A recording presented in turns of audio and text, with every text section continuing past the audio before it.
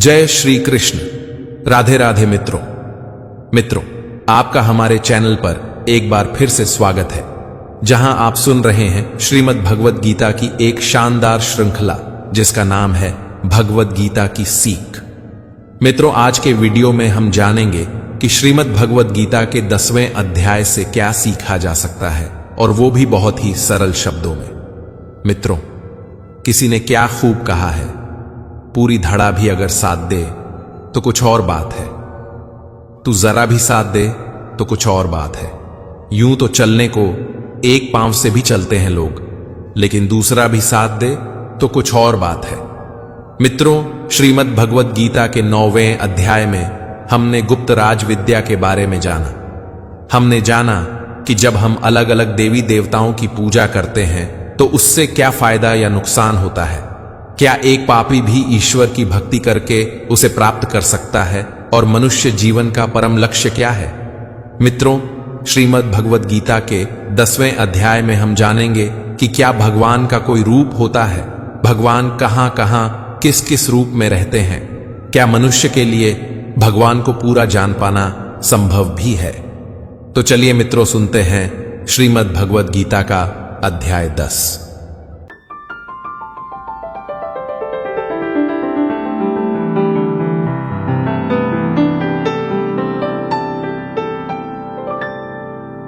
श्रीमद् भगवद गीता अध्याय 10 विभूति योग, भगवान के ऐश्वर्य का वर्णन। श्री भगवान कहते हैं, हे महाबाहु अर्जुन, तू मेरे परम रहस्य और परम प्रभावशाली वचनों को फिर से सुन, क्योंकि मैं तुझे अत्यंत प्रिय मानता हूं, इसीलिए तेरे हित के लिए कह रहा हूं। मित्रों, भगवान श्री कृष्ण अपने परम रहस्य एवं परम प्रभावशाली वचनों को फिर से क्यों कह रहे हैं। मित्रों, परीक्षा से पहले, अभ्यास के समय हर बात एक बार में समझ आ जाए ये जरूरी नहीं। बार बार एक ही बात को सुनकर उसे समझना पड़ता है। और फिर ये तो श्री कृष्ण के वचन हैं, जिनसे बड़ा ज्ञान कोई है ही नहीं, तो इन बातों को तो दोबारा सुनना ही पड़ेगा। जब आप श्री कृष्ण की शरण में आ जाते हैं तो फिर आप उनकी जिम्मेदारी हो जाते हैं। जब तक अर्जुन को समझ नहीं आया तब तक प्रभु ज्ञान देते रहेंगे। हे अर्जुन, मेरे ऐश्वर्य के प्रभाव को न तो कोई देवता गण जानते हैं और न ही कोई महान मुनिगण ही जानते हैं, क्योंकि हे अर्जुन, मैं ही सभी प्रकार से देवताओं और महर्षियों को उत्पन्न करने वाला हूं। मित्रों, श्री कृष्ण समस्त देवताओं और मुनियों के आदि कारण हैं। श्री कृष्ण अजन्मा है, यानी कि जन्म से रहित। श्री कृष्ण अनादि है। अनादि उसको कहते हैं जो आदि रहित हो एवं सबका कारण हो, और जो ये बात जानता है कि श्री कृष्ण ही लोकों का महान ईश्वर तत्व है, वह मनुष्य संपूर्ण पापों से मुक्त हो जाता है और पुनर्जन्म को प्राप्त नहीं होता। मित्रों, श्री कृष्ण यहां पर कुछ अपनी ही बताई बातों को दोहरा रहे हैं, दोबारा बता रहे हैं, ताकि समझने में कोई चूक ना हो। वो चाहते हैं कि हर कोई उनके ईश्वर तत्व को समझे, ये जाने कि आखिर कैसे पूरे संसार में जीव और निर्जीव में श्री कृष्ण की ही छवि है। हे अर्जुन, संशय को मिटाने वाली बुद्धि, मोह से मुक्ति दिलाने वाला ज्ञान, क्षमा का भाव, सत्य का आचरण, इंद्रियों का नियंत्रण, मन की स्थिरता, सुख दुख की अनुभूति, जन्म मृत्यु का कारण, भय अभय की चिंता, अहिंसा का भाव, समानता का भाव, संतुष्ट होने का स्वभाव, तपस्या की शक्ति, दानशीलता का भाव और यश अपयश की प्राप्ति में जो भी कारण होते हैं, यह सभी मनुष्यों के अनेकों प्रकार के भाव मुझसे ही उत्पन्न होते हैं। मित्रों, यानी कि हमारे हर भाव का कारण श्री कृष्ण ही हैं। श्री भगवान कहते हैं, 7 महान ऋषि और उन 7 महान ऋषियों से भी पहले उत्पन्न होने वाले 4 सनकादि कुमारों तथा स्वयंभू मनु आदि, यह सभी मेरे मन की इच्छा शक्ति से उत्पन्न हुए हैं। संसार के सभी लोगों के समस्त जीव इन्हीं की ही संतानें हैं। जो मनुष्य मेरी इस विशेष ऐश्वर्यपूर्ण योग शक्ति को तत्व सहित जानता है, वह स्थिर मन से मेरी भक्ति में स्थित हो जाता है, इसमें किसी भी प्रकार का संदेह नहीं है। भगवान श्री कृष्ण कहते हैं, मैं ही संपूर्ण जगत की उत्पत्ति का कारण हूं और मुझसे ही संपूर्ण जगत की क्रियाशीलता है। इस प्रकार मुझे तत्व से जानकर और मानकर विद्वान मनुष्य अत्यंत भक्तिभाव से मेरा ही निरंतर स्मरण करते हैं। जिन मनुष्यों के चित्त मुझ में स्थिर रहते हैं और जिन्होंने अपना जीवन मुझको ही समर्पित कर दिया है, वह भक्तजन आपस में एक दूसरे को मेरा अनुभव कराते हैं। वह आपस में मेरा ही गुणगान करते हैं। वह भक्तगण आपस में मेरा ही गुणगान करते हुए निरंतर संतुष्ट रहकर मुझ में ही आनंद की प्राप्ति करते हैं। जो सदैव अपने मन को मुझ में स्थित रखते हैं और प्रेम पूर्वक निरंतर मेरा ही स्मरण करते हैं, उन भक्तों को मैं वह बुद्धि प्रदान करता हूं जिससे वह मुझको ही प्राप्त होते हैं। हे पार्थ, उन भक्तों पर विशेष कृपा करने के लिए उनके हृदय में स्थित आत्मा के द्वारा उनके अज्ञान रूपी अंधकार को ज्ञान रूपी दीपक के प्रकाश से दूर करता हूं। मित्रों, जिसने हमारे ऊपर कृपा करनी है वो तो असल में हमारे अंदर ही है, हमारे पास ही है, न काबे में न कैलाश में। हमारे अंदर रह के वो हमारे अंदर के अज्ञान को नष्ट करता है। लेकिन ये सब अपने आप तो हो ही नहीं सकता, कुछ तो चेष्टा हमको भी करनी होगी। सिर्फ सच्चे मन से उसके बारे में सोचना होगा। सच्चे मन से अपना कर्म, अपना कर्तव्य निभाना होगा। अपनी इच्छाओं और मोह को छोड़ना होगा। हमारे ऐसा करने के बाद सारा काम उसी का है। परमेश्वर ना तो हमारे कर्म और ना ही हमारे योग को कभी नष्ट नहीं होने देंगे। इसी तरह से वो हमें मुक्ति देंगे। मित्रों, अर्जुन ने युद्ध छोड़ दिया था। युद्ध के बीचों बीच बैठ उसने लड़ने से मना कर दिया था। इसलिए कृष्ण ने उसे ज्ञान देना शुरू किया था। ऐसा लगता है कि शायद अब उसे श्री कृष्ण का ज्ञान और उनका स्वरूप समझ में आ रहा है। अर्जुन कहते हैं, हे कृष्ण, आप परमेश्वर हैं, आप परब्रह्म हैं, आप परम आश्रयदाता हैं, आप परम शुद्ध चेतना हैं, आप शाश्वत पुरुष हैं, आप दिव्य हैं, आप अजन्मा हैं, आप समस्त देवताओं के भी आदि देव और आप ही सर्वत्र व्याप्त हैं। हे कृष्ण, जो अब आप स्वयं मुझे बता रहे हैं, ये तो सभी ऋषिगण, असित, देवल ऋषि, महर्षि व्यास तथा देवर्षि नारद भी कहते हैं। हे केशव, जो यह सब कुछ आप मुझे बता रहे हैं उसे मैं पूर्ण सत्य रूप से स्वीकार करता हूं। हे प्रभु, आपके स्वरूप को न तो देवतागण और न ही असुरगण जान सकते हैं। हे पुरुषोत्तम, हे संपूर्ण ब्रह्मांड के स्वामी, हे समस्त देवताओं के देव, हे समस्त प्राणियों को उत्पन्न करने वाले, हे सभी प्राणियों के ईश्वर, एकमात्र आप ही अपने आप को जानते हैं, या फिर वह ही आपको जान पाता है, जिसकी अंतरात्मा में प्रकट होकर आप अपना ज्ञान कराते हैं। मित्रों, ज्ञान का मार्ग आसान नहीं है। जो जानना चाहता है वो कभी रुकता नहीं है, उसे और जानना होता है। ऐसा ही अर्जुन के साथ भी हो रहा था। कृष्ण के स्वरूप का ज्ञान अभी अर्जुन के लिए बाकी था। उसका संशय खत्म होना शुरू हुआ था, लेकिन पूरी तरह से खत्म नहीं हुआ। इसीलिए वो श्री कृष्ण से कहते हैं, हे कृष्ण, कृपा करके आप अपने उन अलौकिक ऐश्वर्यपूर्ण स्वरूपों को विस्तार से कहिए, जिसे कहने में केवल आप ही समर्थ हैं, जिन ऐश्वर्यों द्वारा आप इन सभी लोकों में व्याप्त होकर स्थित हैं। अर्जुन अपने सवालों को आगे बढ़ाते हुए पूछ रहा है, हे योगेश्वर, मैं किस प्रकार आपका निरंतर चिंतन करके आपको जान सकता हूं, और मैं आपके ईश्वरीय स्वरूप का किन किन भावों से स्मरण करूं।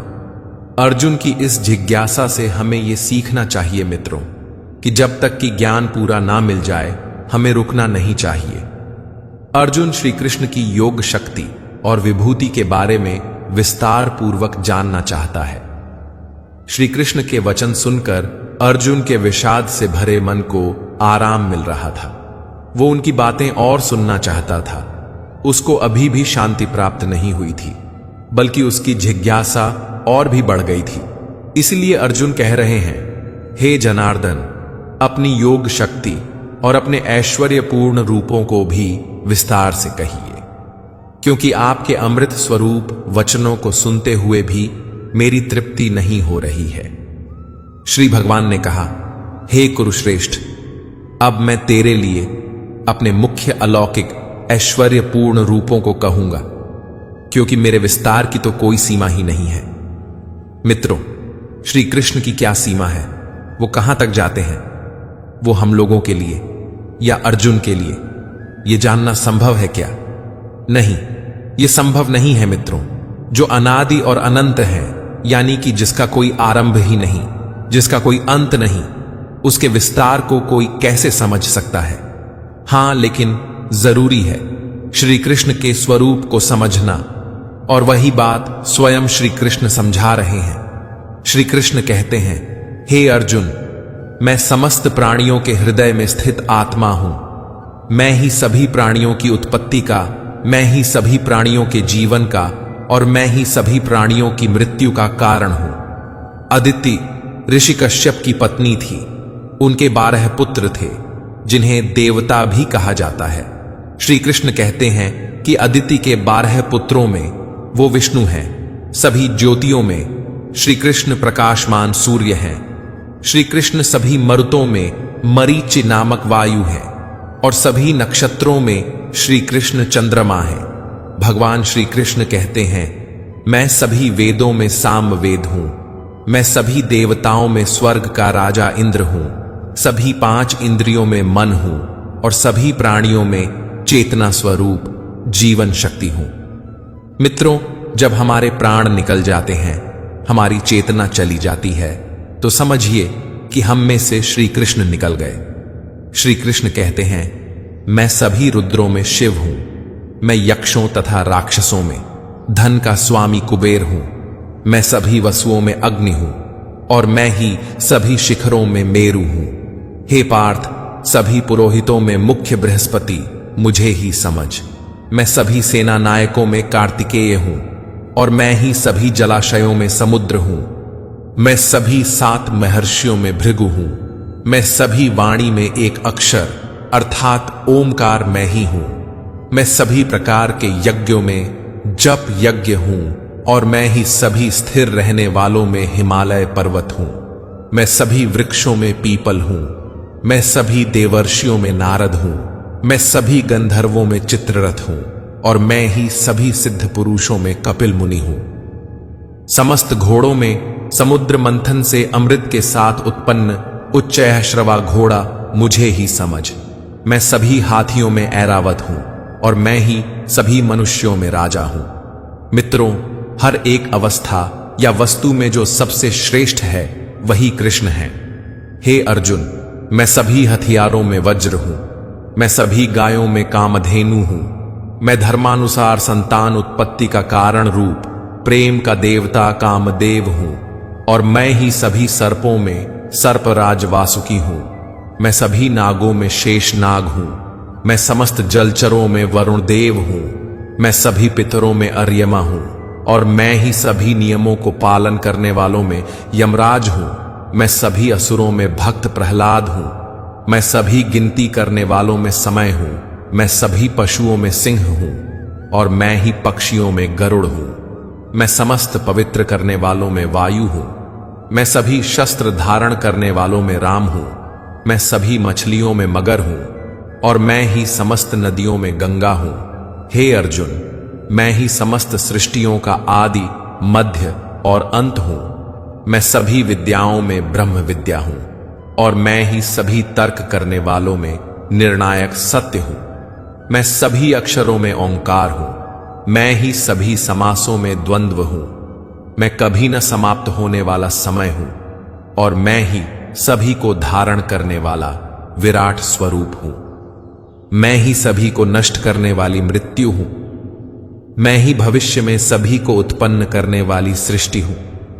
स्त्रियों वाले गुणों में कीर्ति, सौंदर्य, वाणी की मधुरता, स्मरण शक्ति, बुद्धि, धारणा और क्षमा भी मैं ही हूं। मैं सामवेद की गाने वाली श्रुतियों में बृहत साम हूं। मैं छंदों में गायत्री छंद हूं। मैं महीनों में शीर्ष मार्ग, और मैं ही ऋतुओं में वसंत हूं। मैं छल करने वालों का जुआ हूं। मैं तेजस्वियों का तेज हूं।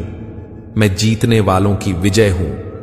मैं व्यवसायियों का निश्चय हूं, और मैं ही सत्य बोलने वालों का सत्य हूं। मैं वृष्णिवंशियों में वासुदेव हूं, मैं ही पांडवों में अर्जुन हूं, मैं मुनियों में वेद व्यास हूं और मैं ही कवियों में शुक्राचार्य हूं। मैं दमन करने वालों का दंड हूं, मैं विजय की कामना करने वालों की नीति हूं, मैं रहस्य रखने वालों का मौन हूं और मैं ही ज्ञानियों का ज्ञान हूं। हे अर्जुन, वह बीज भी मैं ही हूं जिनके कारण सभी प्राणियों की उत्पत्ति होती है, क्योंकि संसार में कोई भी ऐसा चर या अचर प्राणी नहीं है जो मेरे बिना अलग रह सके। हे परंतप अर्जुन, मेरी लौकिक और अलौकिक ऐश्वर्यपूर्ण स्वरूपों का अंत नहीं है। मैंने अपने इन ऐश्वर्यों का वर्णन तो तेरे लिए संक्षिप्त रूप से कहा है। जो ऐश्वर्य युक्त, कांति युक्त और शक्ति युक्त वस्तुएं हैं, उनको तू मेरे तेज के अंश से ही उत्पन्न हुआ समझ। किंतु हे अर्जुन, तुझे इस प्रकार सारे ज्ञान को विस्तार से जानने की आवश्यकता ही क्या है? मैं तो अपने एक अंश मात्र से इस संपूर्ण ब्रह्मांड को धारण करके सर्वत्र स्थित रहता हूं। इस प्रकार उपनिषद, ब्रह्म विद्या तथा योग शास्त्र रूप श्रीमद् भगवद गीता के श्री कृष्ण अर्जुन संवाद में विभूति योग नाम का 10वां अध्याय संपूर्ण हुआ। मित्रों, अगर आपको हमारा ये वीडियो पसंद आया तो कमेंट में जय श्री राधे कृष्ण लिखें और ऐसे ही प्रेरणादायक वीडियो देखने के लिए हमारे चैनल को सब्सक्राइब कर लें। जय श्री राधे कृष्ण।